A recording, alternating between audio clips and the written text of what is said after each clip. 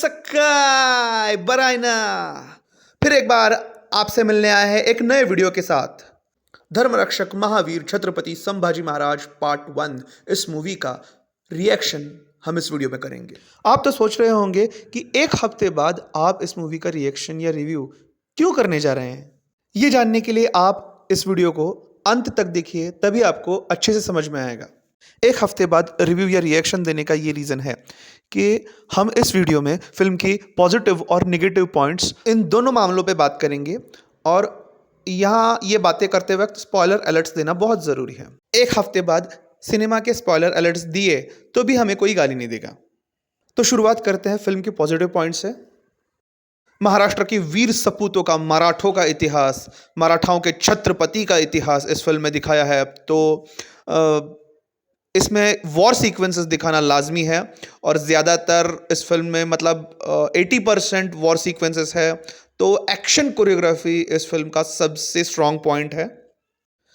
ये सीन्स हमने ट्रेलर में भी देखे हैं, और ऐसे बहुत सारे सीन्स हैं जो हम बहुत ही एक अच्छा एग्जाम्पल है एक्शन कोरियोग्राफी का।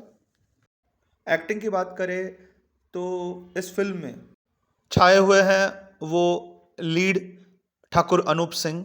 उन्होंने संभाजी महाराज का किरदार बहुत ही अच्छे से निभाया है। जिन्होंने मराठी फिल्म देखी है उनको ये भी पता चल गया होगा कि जब अनूप सिंह मराठी शब्दों का उच्चारण करते हैं वो भी इतना सटीक है, एकदम बराबर है, उसमें भी कोई प्रॉब्लम नहीं है। इसके बाद मुझे नाम लेना पड़ेगा कमलेश सावंत जी का, जिन्होंने सिद्दी खैरियत का किरदार निभाया है। वो भी बखूबी निभाया है। सिर्फ उनकी वॉइस टेक्सचर सॉफ्ट होने की वजह से डबिंग के लिए उनको किसी दूसरे का आवाज़ लगाया है।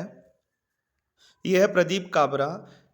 इनको आपने देखा है सिद्दी कासिम के किरदार में। ये ज़्यादातर विलन्स के ही रोल प्ले करते हैं, लेकिन ये अंडररेटेड रह गए हैं आज तक, ऐसा मुझे लग रहा है। इसके बाद बात करेंगे captain of the ship, director Tushar Vijayrao Shelar. इनका काम भी बहुत ही बढ़िया हुआ है। इनको प्रीवियस एक्सपीरियंस है ही।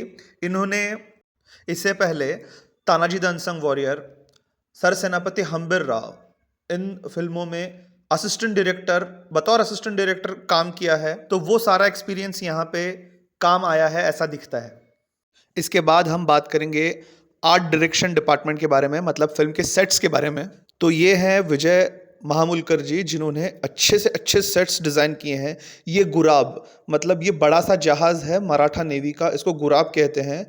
ये इन्होंने खुद डिज़ाइन किया है, बनाया है, और बाद में इसे बाद में यहाँ पे स्पेशल इफ़ेक्ट्स ऐड किए गए हैं, विजुअल इफ़ेक्ट्स, तो ये और निखर के आता है। लेकिन ये बेसिक जो काम है जहाज़ बनाने का, और बाकी भी सेट्स हम आगे देखेंगे, इतने बेहतरीन तरीके से बनाए हैं, मान गए उस्ताद। छत्रपति का ये पूजा घर देखिए, ये यज्ञ मंडप देखिए, महाराज का दरबार देखिए, बहुत ही बेहतरीन तरीके से सब बनाया हुआ है। इसके साथ ही मानना पड़ेगा वो बात है विजुअल इफ़ेक्ट्स की। जो भी आप सीन अभी देख रहे हैं उसमें विजुअल इफ़ेक्ट्स अच्छे इस्तेमाल किए हैं। मतलब पैसा उतना लगाया है, उसके हिसाब से विजुअल इफ़ेक्ट्स भी अपने को देखने को मिल रहे हैं यहाँ पे। ये सीन है वॉर वाला, जो सीन है जहाँ पे वॉरशिप्स जो पानी में जंजीरा की तरफ आगे जाती हैं, वो वाला सीन। यहाँ पे विजुअल इफ़ेक्ट्स की क्वालिटी बहुत ही अच्छी है, मतलब उसके लिए थम्स अप है। आगे दो डिपार्टमेंट्स की हम एक साथ बात करेंगे, वो है कॉस्ट्यूम्स और मेकअप।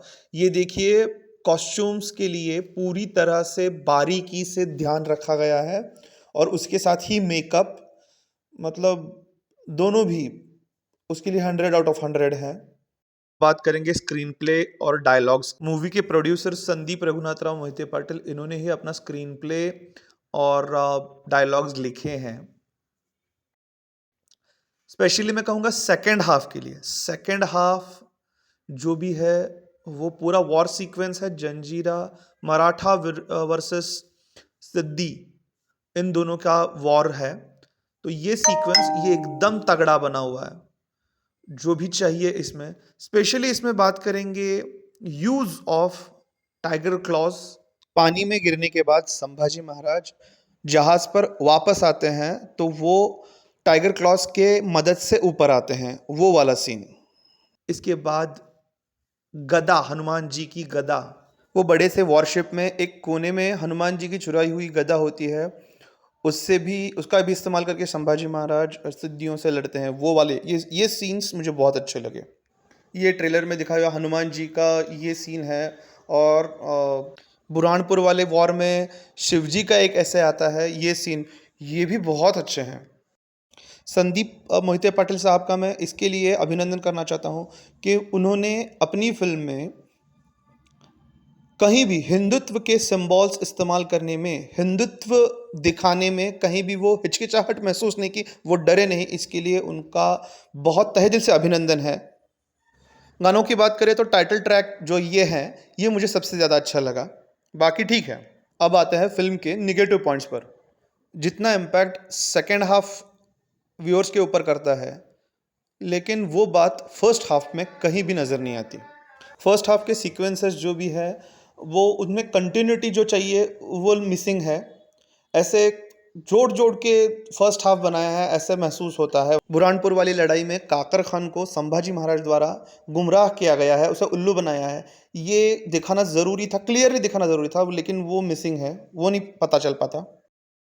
काकर खान के सैनिक अचानक से ये अघोरियों पे हमला क्यों करते हैं वो भी पता नहीं चल पाता। आगे जो पॉइंट्स मैं बोलने जा रहा हूँ वो मेरे पर्सनल ओपिनियंस है, लेकिन वो बोलना मुझे ज़रूरी लगा, इसके लिए मैं बयां कर रहा हूँ। महारानी येसुबाई का सबसे पहला वाला सीन, जहाँ पे वो राज दरबार में सती प्रथा के खिलाफ एक निर्णय देती है। वो अगर निर्णय दे रही है तो दरबार में मौजूद जो भी लिखने वाले हैं उनको कागज़ों पे वो लिखना, ऑर्डर लिखना चाहिए था। ये एक छोटा सा सीन ऐड करना चाहिए था। इस एक्सटेंशन की वजह से पूरा सीन कंप्लीट महसूस होता है। फर्स्ट हाफ में औरंगजेब का एक सीन है, उसमें औरंगजेब अपनी बेटी को, अपने बेटे की गद्दारी को हेल्प करने के लिए उसको मौत की सज़ा देता है। तो वो मौत की सज़ा चार दीवारी में क्यों देगा, वो तो सरेआम देना चाहिए। सेकेंड हाफ में अपने शामियाने के ऊपर बैठे हुए बाज की चीखों की वजह से बौखलाया हुआ औरंगजेब उस बाज को भाला फेंक कर भगा देता है, लेकिन अपने वजीर असद खान ने भरे दरबार में मराठों को शेर की उपाधि दे दी। ये सुनकर औरंगजेब ने कुछ भी नहीं रिएक्ट किया। ये बात मुझे खल गई। संभाजी महाराज की माताजी महारानी येसुबाई साहेब का देहांत वाला सीन, वहाँ पे संभाजी महाराज एकदम नन्हे बालक दिखाए हैं, बल्कि उनका देहांत जब संभाजी महाराज की उम्र 2 साल की थी तब हुआ था। अगर आप हिस्टोरिकल फिल्म्स बना रहे हैं तो हिस्टोरिकल फैक्ट्स को नज़रअंदाज नहीं करना चाहिए, ऐसा मुझे लगता है। यहाँ पे गोप पूजन का सीन दिखाया होता तो और ज़्यादा इम्पैक्टफुल रहता। ये पार्ट 1 से तो हमें पता चला कि संभाजी महाराज महावीर तो थे ही, लेकिन धर्म रक्षक होने के उनके कैरेक्टर के और भी एंगल्स बाहर आने चाहिए थे। छत्रपति संभाजी महाराज के धर्म रक्षक एंगल को दिखाने वाले बहुत सारे हिस्टोरिकल इवेंट्स मौजूद हैं, अवेलेबल हैं। हिस्टोरियंस की टीम भी प्रोड्यूसर्स के पास है। संभाजी महाराज द्वारा धर्म रक्षण किए गए जो भी इवेंट्स है वो हमें सेकंड पार्ट में देखने को मिलेंगे, यही हम आशा करते हैं। ओवरऑल देखा जाए तो सेकंड हाफ के लिए थम्स अप है और फर्स्ट हाफ के लिए थम्स डाउन है। हमारे सोशल मीडिया अकाउंट्स फेसबुक और इंस्टा पर हमें फॉलो करें, इसके लिंक्स आपको नीचे डिस्क्रिप्शन बॉक्स में मिलेंगे। हमारा ये प्रयास अगर आपको अच्छा लग रहा है तो प्लीज़ इस वीडियो को लाइक करें, अपने दोस्तों और रिलेटिव्स के साथ इसको शेयर करें और इस चैनल को सब्सक्राइब करना ना भूलें। सब्सक्राइब करके ऑल ऑप्शंस पर क्लिक कीजिए, तभी आपको लाइट्स, कैमरा और रिएक्शन के आने वाले हर एक अपडेट्स तुरंत मिल सकते हैं। तो आज्ञा चाहता हूँ, मिलते हैं नए वीडियो के साथ, तब तक के लिए धन्यवाद।